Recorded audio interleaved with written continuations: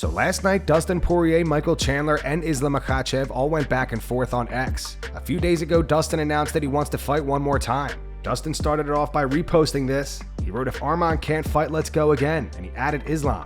Islam replied saying no thanks. Then Michael Chandler posted this. He wrote, "I've been offered to fight Islam in October, but if Conor's little pinky toe is ready by September, let's do Sphere, biggest sporting event in history of sports." He followed up with quoting Islam's response to Dustin Poirier. He wrote, "No thanks, retire man, we good." Dustin fired back saying, "Choked your ass out and you haven't fought since."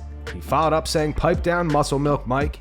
Then Chandler tweeted, "Good old-fashioned, passionate American wrestling, beat Sambo all day," and he added Islam. Islam fired back saying, "You are unreliable, dude. One tweet from your master and you'll run away. Champ needs a real opponent." Khamzat Chimaev is back to training since having to pull out from UFC Saudi Arabia allegedly due to food poisoning.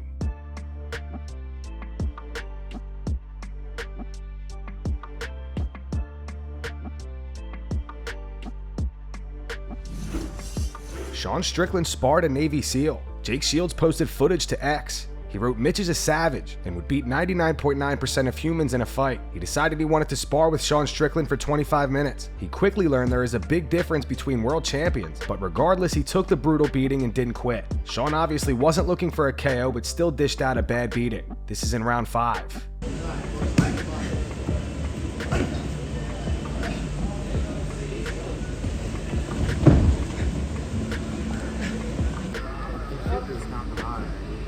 Tough dude. He's gonna be f***ed up for a while after this. I want to give you the biggest hug of all. I'm so sweaty. Thank you.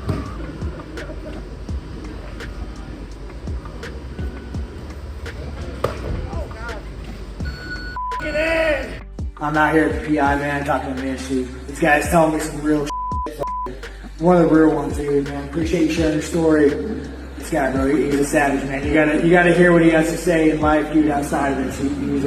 He's a solid dude. My man, Mitch. So in my experience, I generally don't get along with special forces guys. It's like they're so indoctrinated and brainwashed. It's like you're talking to a wall. They have this god complex. Can't stand most of them. Anyways, but I went and sparred Mitch, and it was a little rough. But I got to know him after, man, and he was a fucking solid guy, dude. Like, you're a really fucking good dude, and I kind of wish I would have got to know you a little better before we sparred, because it would have been different. But yeah, you're a f***ing solid dude, my man. Jiri Prochazka has returned home and already started training. It's 1 a.m. No sleeping because of jet lag. So the best time for elevate. Let's go.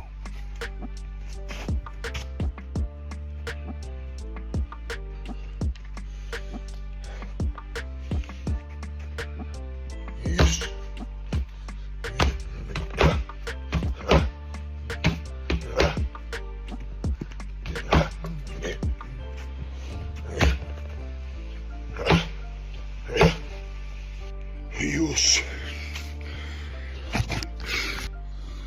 Let's go for that.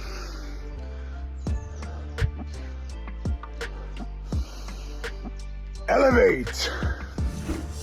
Despite fans saying that the fight was boring, Kamaru Usman gives props to Ian Garry and the approach he took in the fight against Michael Venom Page. It was exactly what I said would happen. Well, not exactly, but almost exactly what I said would happen. You know, you have 2-point style fighters, you know, to where they're going to sit back and try to be sharp with their strikes, bop, bop, bop, bop. And you saw that fight. You saw that happen. MVP, what I did see from MVP is that he's a little bit more comfortable now inside the octagon. So from the first fight to this fight, he's a little more calm. He's more comfortable. He's more comfortable dancing here. He's got his combination. He tagged Ian Garry a couple of times to where it looked like, okay, if he starts to go on a run here, he might potentially, you know, be able to find this guy and put him away. What Ian Garry did was a smart thing to do. Let me chase the path of least resistance. You know, let me take him down and let me grapple. And he did just that. He took him down. He took his back. That first round, he pretty much all back control, and which won him the round. Second round, I give to Michael Venom Page. I think he started to touch him. He started to find him a little bit. And then in that third round, the same. I think it was just mainly the top control for Ian Garry that got him that win. As you see here, the control time, 7 minutes and 29 seconds. So over half that fight, Ian Garry was on top. So I think that was the story of the fight. But as far as, you know, these guys talking about, I'm putting you clean out, I'm knocking you out, I'm doing all that.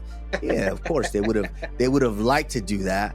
But I from what I saw, it was really only one guy that was really trying to put the paws out there and try to take the other guy's head off. But all in all, it was a good fight. You are right. He did a phenomenal job as far as this is what Fight IQ is all about. At the end of the day, we are entertainers and we're out there to entertain. But we're also out there to win. And Ian Garry did what he needed to do to go out there and get the victory. Now, was it the most fan-friendly way to do it? No, because at one point I believe the fans were booing that fight. But it's being smart, and he was smart enough to say that, you know what, I'm going to put my ego aside and I'm going to go out there and get these 2 checks. And he did just that. Michael Chandler says that it hasn't been hard for him dealing with Conor McGregor pulling out of UFC 303. He says that he'd like to fight Conor in the Sphere now. Chandler said, I can honestly say it really hasn't been very hard. It's International Fight Week, and I've taken pictures and shaken hands and met over 1,000 fans this weekend, and every single one of them talking about the flights that they took, where they came from, the tickets that they bought. They all came here to watch me fight Conor. So obviously I'm constantly reminded of it, but as an athlete, you get really good at compartmentalizing it, and I don't think it has affected me as much as people would think it has. It's just the way the world goes. This is the way life is. You get knocked down, you get let down, and the true measure of a man is how he stands under circumstances like this. Sphere would be great. It's 10 weeks away. I'm not a doctor, but I know a pinky toe doesn't take too long to heal. That would be massive. It sounds to me like it's going to be a one and done type of event. Dana has touted it as the biggest event in UFC history, and it may never be done again. And if you want to do the numbers that they want to do, it seems as though the fight between myself and Conor would fit the bill. I'm not the one to make those decisions, but the UFC knows I always have my work boots on, and I'm ready to go tomorrow if they want to go. Alex Pereira has surpassed Jon Jones in the UFC men's pound-for-pound rankings. Islam is number 1, Alex is now number 2, and Jon Jones is now number 3. We'll see what Dana has to say about that. Anyway, Alex's manager Jorge revealed who Alex is fighting next today on Instagram. He responded to this post. It says, Matchmaker Tuesday. Who is next for Alex Pereira? Option A is Magomed Ankalaev, B is Jan Blachowicz, C is the winner of Tom Aspinall versus Curtis Blades, and D is the winner of Jon Jones versus Stipe Miocic. Jorge commented B. What do you guys think about that next for Alex Pereira? Post your takes in the comments.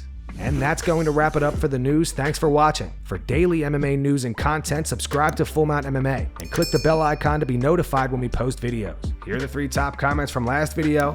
The first one says, Jon just wants to wrestle Alex instead of fighting Tom. The second one says, Garry is so delusional about his abilities in fights, it's actually concerning. And the final one says, Ian is delusional and he should be apologizing for his performance. Those were the 3 top comments from last video. If you want to be featured in the next one, all you have to do is comment down below. And if you missed yesterday's news, click the video on screen right now to get caught up.